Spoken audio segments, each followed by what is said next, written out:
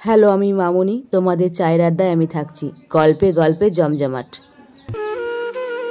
পড়ন্ত বিকেলে যখন সূর্য অস্তমিত হয়, তখন যেমন সোনালি আভা চারিদিকে ছড়িয়ে পড়ে, যেন মনে হয় সমস্ত পৃথিবীটা যেন আশ্চর্য রঙের রঙিন হয়ে যায়। তেমনই জীবনের শেষ লগ্নে এসে তোমার প্রতি আমার অনুভূতিটা অপার্থিব থাকবে।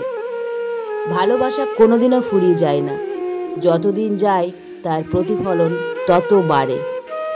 ভালোবাসা দূর থেকে সুন্দর, চাঁদকে ছোঁয়া যায় না, অনুভব করা যায়।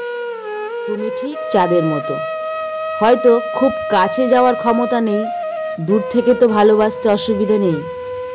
এটা একান্তই আমার নিজস্ব অধিকার, নিজস্ব শর্ত। আমি যেমন আমার শর্ত তোমার উপরে চাপিয়ে দেব না, তেমনি নিজেকে দেয়া নিজের শর্ত থেকেও এক চুলও সরব না। আমি খুব জেদি, যা বলি তাই করি। তোমায় তো আর এখন পেলাম না, বার্ধক্যটা না হয় আমার জন্যই তোলা থাক। বার্ধক্যের অধিকারটা না হয় আমাকেই দিলে। কি দেবে না? বলো না, দেবে না? পারবে না শেষ বয়সের অধিকারটা আমাকে দিতে? কি এমন হবে, কি এমন ক্ষতি হবে? লাভ লোকসানের হিসেবটা না হয় শেষ বয়সে এসে করব, তুমি আমি একসাথে বসে। সব ভালোবাসার পরিণতি মধুর হবে এমন কোনো কথা নেই। হয়তো তোমার আমার ভালোবাসার পরিণতিটা পাইনি বলেই হয়তো এত মধুর, এত স্বচ্ছ। যে জিনিস না চাইতেই পেয়ে যায় তার কদর থাকে না। হয়তো ভগবান এটাই চেয়েছেন। হয়তো তোমার জীবনের শেষ জায়গাটা আমার হাতের রেখার ওপর। হয়তো তোমার শেষ নিঃশ্বাস ফেলাটা হবে আমার কোলের ওপর। ভালোই হলো এই বয়সে মিলনটা না হয়ে।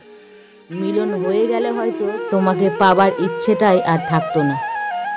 তোমাকে পেয়ে গেলে হয়তো আমার অনেক কিছু পাওয়া হতো না, যেটা আমি তোমাকে না পেয়ে পেয়েছি। তোমাকে না পাওয়ার যন্ত্রণা থেকেও পাওয়ার আকাঙ্ক্ষাটা অনেক বেশি আনন্দ দেয় আমাকে। তোমাকে খুব সহজে পেয়ে যাবার অনুভূতির চেয়েও তোমাকে না পেয়ে দূর থেকে ভালোবাসার অনুভূতিটা আলাদা। এটা তোমায় বোঝাতে পারবো না। আলাদা অনুভূতি, ভাষায় প্রকাশের বাইরে। থাক না, তোমার আমার সম্পর্কটা আলাদা, ভালোবাসাটা আলাদা, অনুভূতিটা আলাদা। সব সম্পর্কের পরিণতি তো এক। আমাদের পরিণতিটা না হয় পৃথক হোক। কথায় আছে, শুভযাত্রায় পৃথক ফল। তোমার শেষ বয়সটা আমার জন্য তোলা থাকলো কেমন? এখন ছাড় দিলেও পরে ছাড় পাবে না। তুমি যখন আর চলতে পারবে না, আমাকে না হয় তখন লাঠি বানিও। খোলা ছাদের নিচে দুজনে দুজনার জীবনের শুরুর অনুভূতিগুলো শেষের কবিতায় লিখব।